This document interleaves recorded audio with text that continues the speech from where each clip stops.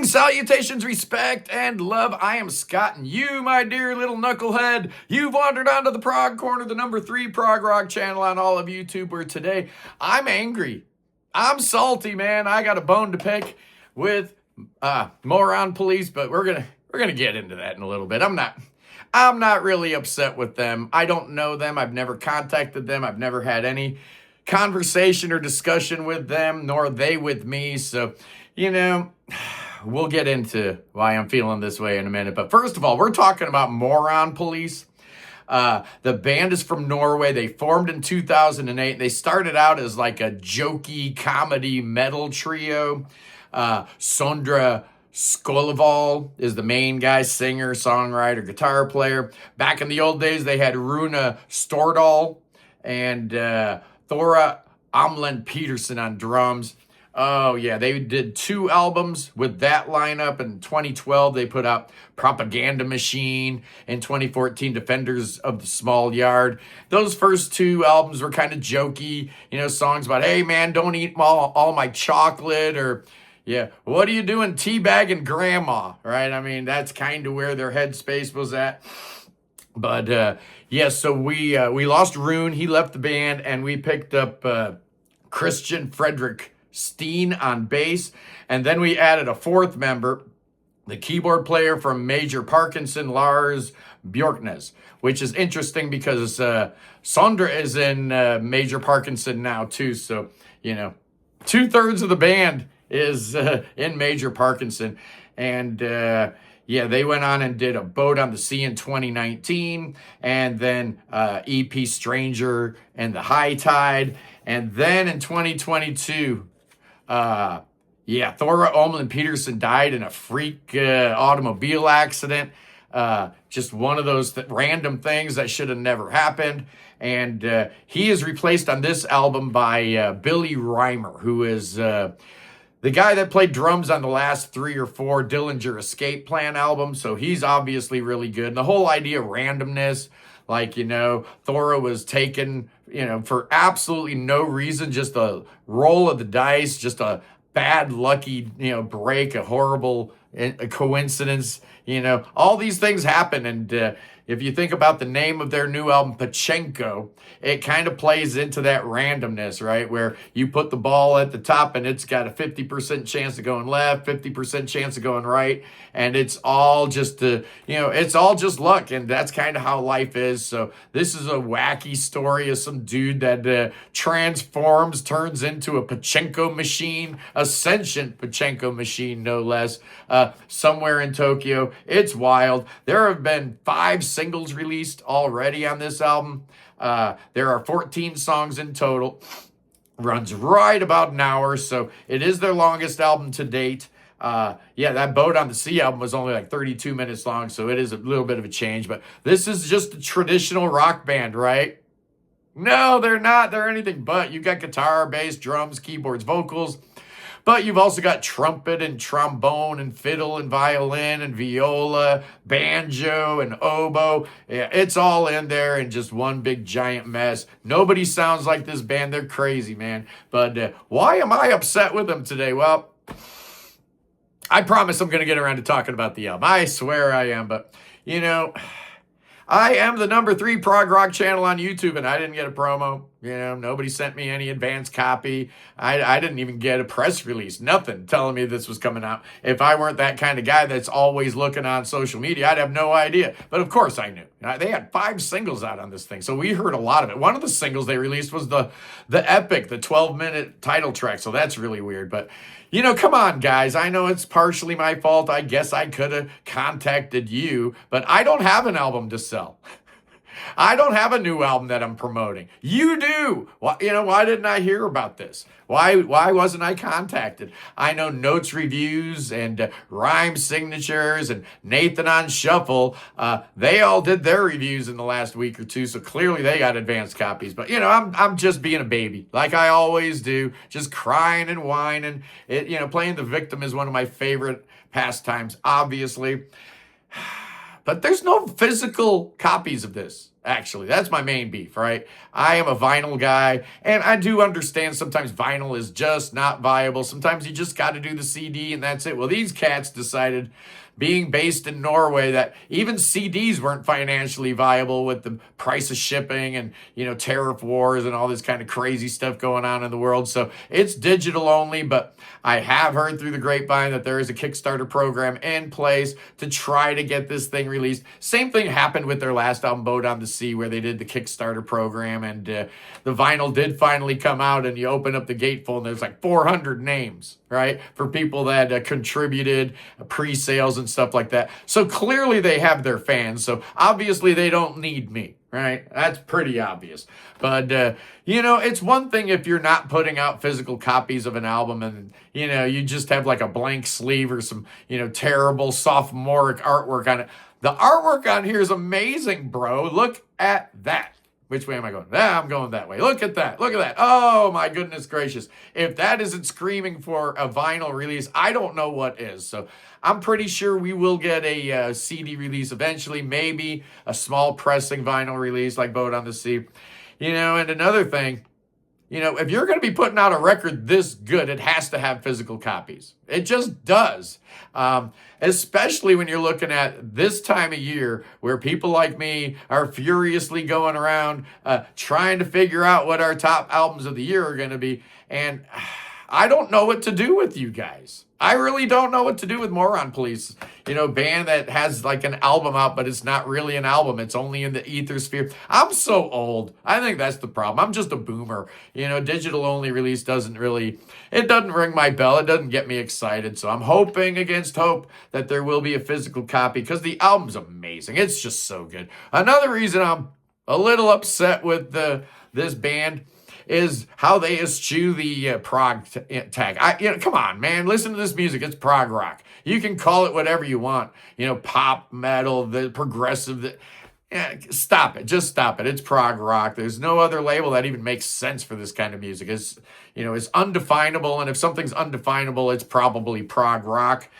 And finally, this whole physical copy thing is just driving me bananas. These guys are from Bergen, right? There's 2 record labels right there in your town, man. Go talk to them. Hey, 2 of you guys are in Major Parkinson. You guys are on Apollon Records already. You could just pick up the phone and say, hey, what about my band? We could, so you have Charisma and Apollon right there in your hometown, and yeah. Okay. All righty. So let's talk about this album real briefly, man, because it's a good one. It's a good one. I know everybody's like screaming and yelling, saying this is the best album of the year. Hold your horses. It's a really good one, but is it that good? I don't know. But the way it starts out, you think it might be because the opening track, Nothing Breaks, parenthetically, A Port of Call. It's 4 minutes, 45 seconds of absolute greatness, man. A gorgeous intro, real beautiful chord progression in C that gives way to this real up-tempo song. That's fantastic. And then the vocals hitting. There's a banjo in there, man. What is going on? You hear a banjo doing arpeggios behind the vocals. It's amazing. It's amazing. That was the exact second I realized, okay, I think I'm going to like this album a little bit. Yeah, you got a beautiful outro, a vocal outro, which presages the next song, which was a single, Alfredo and the Afterlife. It's only 2.5 minutes long. Wacky, crazy intro. Try to count that out, boys and girls. I don't think you can. Real brassy and up-tempo, kind of making me think of Thank You, Scientist. And then you've got that outro. Oh, yeah, the outro on this song comes down, and all the little hearts and dreams that you've acquired, they weigh you down. Now you're burning in the fire. Oh, man, what a great track. I wish it went on longer. Next up is Waiting Around for You. I think this was a single also, 3.5 minutes long. Real busy intro again, trying to figure out that time signature. I almost did, but I got bored. Sometimes counting it's really boring. 1, 2, 3. Whatever. It's in whatever time signature it's in. How about that? And then it comes down, and you got just the vocals and the piano. Sounds really nice. A little touch of R&B here with the cross stick hits and stuff like that. You got a real nice syncopated ending with the sax solo. Very cool song. Next up is Cormorant. I don't know what that is. I think that might be a bird, if I'm not mistaken. 3.5 minutes long. Great track.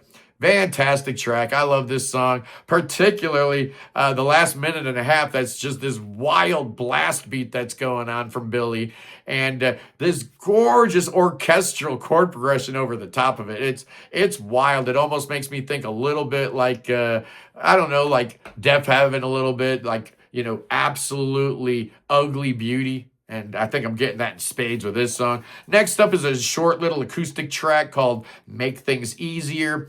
This song is required after all the bombastic craziness that went on. It's a nice little acoustic track in D with some really nice chromaticism, some really nice passing chords that go along the, a chromatic type of progression. And it's great. I love it. I love it whenever there's a chord that's unexpected. Like, I didn't see that one coming. I didn't think dude would play that chord.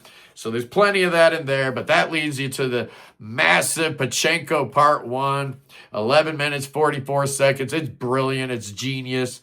Starts out with a heavy orchestral riff in a major key, but you've got all these orchestral hits.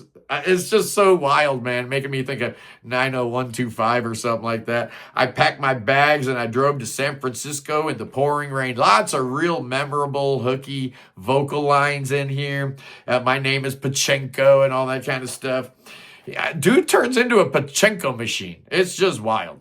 You get a whole bunch of like djenty kind of sounding stuff. Heavy song, but beautiful melodies.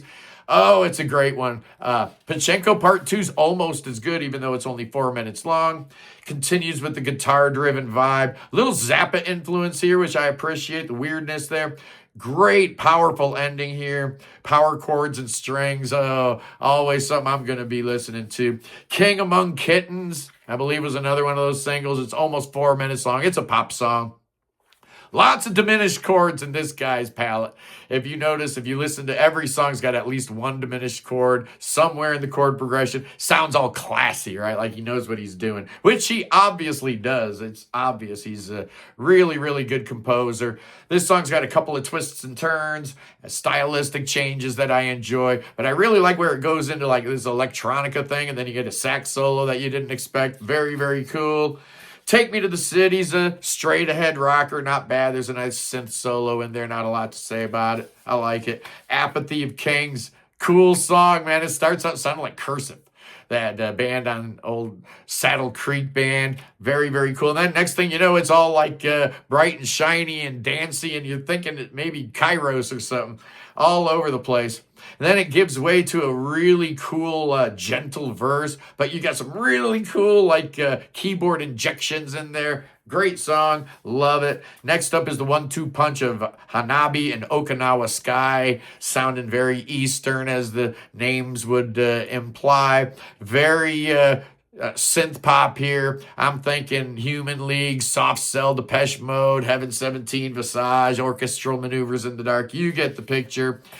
Oh, yeah, the penultimate track is a slow little 3-minute song called Sentient Dreamer. It's just piano and voice, but it is beautiful. You get the callback at the end. You get a callback to the very first song, which sets you up for the final track, which is called Giving Up the Ghost. It's a 6-minute song, real up-tempo. It's a nice closer.